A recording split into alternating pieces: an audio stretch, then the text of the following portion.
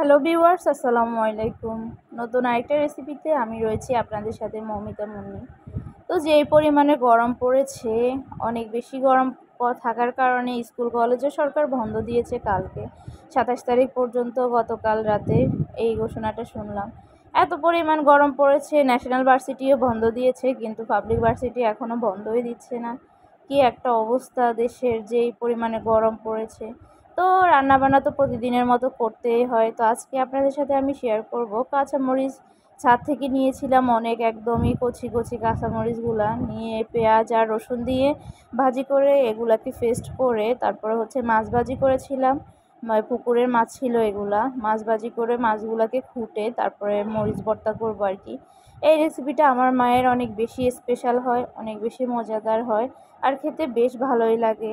এই যে আমি এখানে মাছগুলাকে কেটে নিয়েছি, পরিষ্কার করে কেটে এরপরে ভালো করে ভাজি করে নিব, লালচে করে ভাজি করে তারপরে মাছগুলা থেকে কাঁটাগুলো আলাদা করে মাছগুলাকে আলাদা করে রাখবো।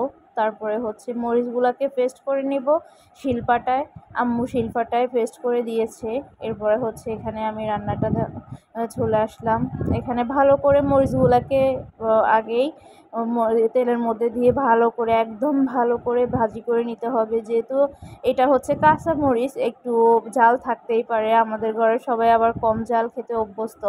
তো এগুলাকে ভালো করে যখন আমি পানি দিয়ে তারপরে তেলের উপরে 4-5 বার করে ভাজি করে ফেলি, তখন আর একদমই থাকে না ঝাল।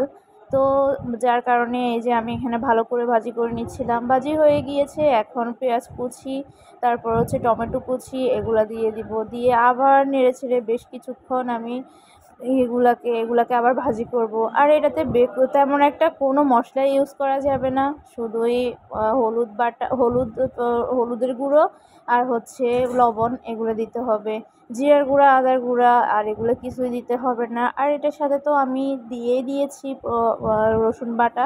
রসুনগুলা, সেজন্য আর রসুনও দিতে হবে না। এই যে আমি পানি দিয়ে 4-5 বার কষিয়ে নিয়েছি। এই পর্যায়ে আমি আবার মাছগুলাকে কুটে নিয়েছি কাঁটাগুলা থেকে। তো এই যে কাঁটাগুলা থেকে ছাড়িয়ে মাছগুলা দিয়ে দিলাম।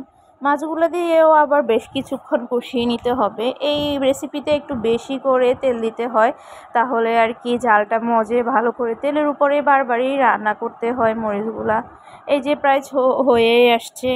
এই রেসিপির মাধ্যমে আমাদের ঘরের সবাই অনেকগুলা ভাত খেতে পারে বা সবারই তৃপ্তি আসে খেতে। আপনি চাইলে বাসায় এভাবে করে মাছ মরিচ খোলা করতে পারেন, অনেক ভালো লাগবে খেতে, করে দেখবেন। তো সবার কি অবস্থা? এই যে আপনাদের সাথে কথা বলতে বলতে রান্নাটা হয়েই গিয়েছে, অনেক সুন্দর কালার এসেছে আর খেতেও ভালো লাগলো।